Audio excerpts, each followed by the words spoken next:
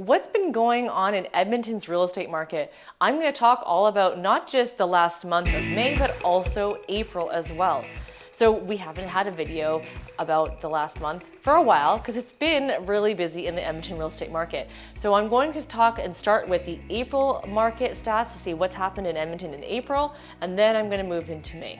So in April, it was our typical spring market, very busy on both new listings and also with sales. The number of new listings in Edmonton that we had in all of Edmonton was 2,714 for the month of April, which was 9% more than in March. And then compare the entire year to date, we've had 8,641 new listings this year, and that was an increase from last year as well. So we've had a lot more action when it comes to listings coming on the market. April is typically the time where Edmontonians are thinking about selling their home. Spring is coming, people are thinking about summer and making plans. Now, if you take a look at our sales for the month of April, that also was extremely high. We saw in the month of April increased sales from March by 24%.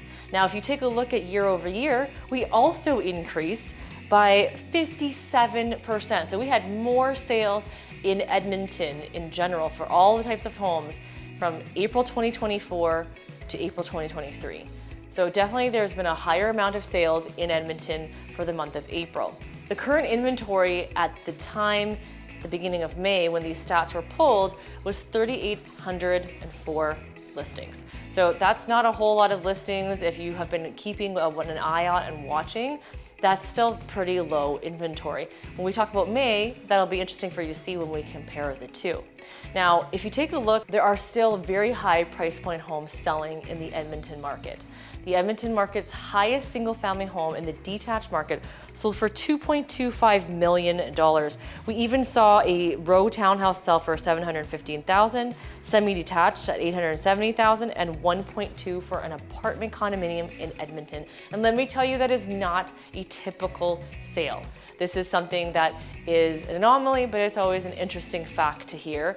If you take a look at our neighbors down south, these numbers are a lot more normal and average. We see a lot more single family homes selling in the higher price ranges. And in Edmonton, though we see them, they're just not as common. Now, we've seen a lot of listings come on the market in April, higher sales. What about days on market? As you guessed, our days on market has dropped from last year because we've had so many sales and because the demand is so high. Just imagine this. House comes on the market, a whole bunch of people come, 5, 10 offers, sells, gone. Obviously, doesn't sit on the market very long. That's why it makes sense that the average days on market for single family homes down to 34 days on market versus the 43 days that it was last year on market.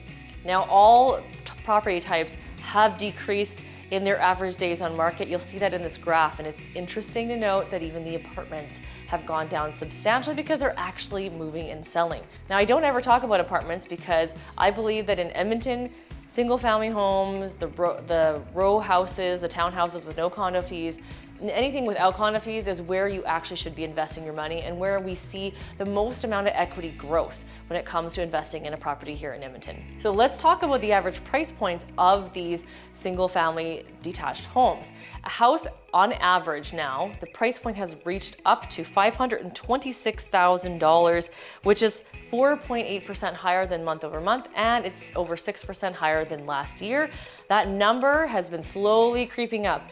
For a long time, I remember during the peak in our pandemic, we saw the number range just under 500,000 to just over 500,000 and kind of auto-correcting itself. But now we've seen it over 500,000, and I suspect it will stay at over 500 for the remainder of the year and continue to slowly rise. Now, Edmonton is a slow to rise market, and we have seen a very quick to rise in the last 12 months. We've seen a growth of 8 to 10% on average in different areas and homes. If you take a look at semi-detached, these were the homes that were predicted to go up the most and have more sales this year because of the price point.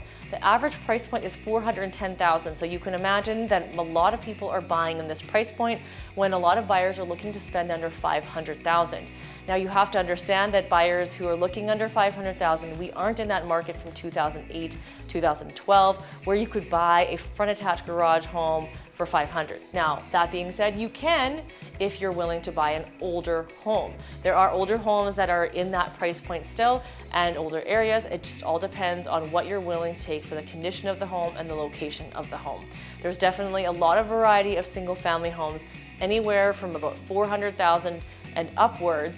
It just depends on what you're willing to take. There are different homes in Edmonton, like bungalows versus bi-levels versus 2 stories and 4-level splits, and they're built in different age categories.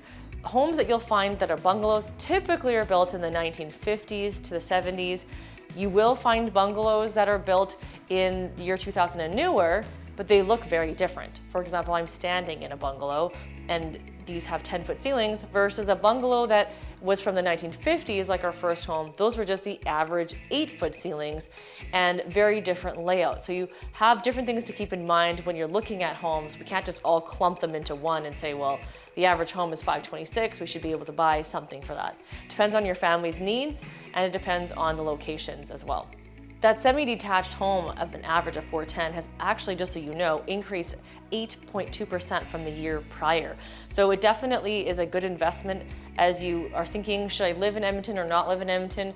Buying a half duplex or a townhouse with no condo fees is a great investment to kind of feel out if this area really is for you. And if it's not, it's an easy sell the following year. If you're spending over $600,000 on, like, let's say a brand new home, which is what we're seeing, the average is $650, sometimes even creeping up to $700, depending on if you're looking for over 2,000 square feet. Those homes have more of a risk for equity gain. They are slower equity gain, you're competing against new build, you have a lot of extra onset cost. However, people love buying new because everything's brand new and you can make it your own and you've got the landscaping to do your own with. However, you can still make your house your own even if it is a resale. There's a lot of sales that happen in that way. Let's look at the month of May. So this is what's recently happened, and in comparison to April, no surprise, still very strong market. The market in May and April are usually one of our strongest markets in Edmonton. And in June, it typically gets quieter, so we'll see in a few weeks what the June market stats say. But for now, let's see what's been happening in Edmonton in the month of May. In the month of May, we saw the new listings increase month over month and year over year, just like in April. We actually saw slightly a little bit more listings in May than we did the month before. And if you take a look at overall year over year, it is also more than it was last year at this time. If you look at the current listings in inventory, we are sitting a little higher than we were last month. So we're sitting at 4,190. We're sitting about 1,000 or so more in houses available for sale than we did in April. So what does that mean? The sales might have dropped a little bit, but also don't forget more listings came on the market as well. So you have to take that into consideration. It's not just about sales dropping, it's also about people putting their home on the market. But we did see more homes come on the market. And we did also see the sales increase, but from month over month, it only went up by less than 1%. However, when you compare year over year, the market is definitely hotter, and we had 19.6% more in sales this year. So we sold 8,486 total homes in Edmonton this year, which is a lot higher than where we were at last year at this time. Now, you remember I talked to you about the highest single family priced home in Edmonton that sold in April? We thought 2.25 was high. In May, we saw $2.8 million. And so that was quite crazy when it came to that. The average days on market in May was 31 days versus last year at 41 days. So you're seeing on average 30 some days is quite quick, and that's like all listings. That's the houses that sell right away, and those are the homes that have been sitting on the market that are actually finally moving. And if you take a look at the average price for single family homes in Edmonton, we went up again. So in month of May, it went up to $544,000, which is an increase month over month compared to what I just talked to you about, $526, and year over year. Now that's month to month. Overall, in general, I have a feeling that we're going to probably land in that 520 to 540 range, because typically we start to see the market slow down a little bit, and then it gets even slower in the fall and winter, but we will see. I don't have a crystal ball. I'm just doing my best guess. Now, the average price point of the semi-detached, which are the duplexes and townhouses, they also went up month over month as well, so that all carries along. I'm curious to see if the market will continue to rise. We saw the interest rates drop at the beginning of this month in June by 0.25%. Does that mean the market stats are going to show that sales have gone up because everyone's been waiting, right, for the interest rates to drop, then there should be more sales. If you watch my videos on Tuesdays live, you'll see that maybe that might not have been the truth.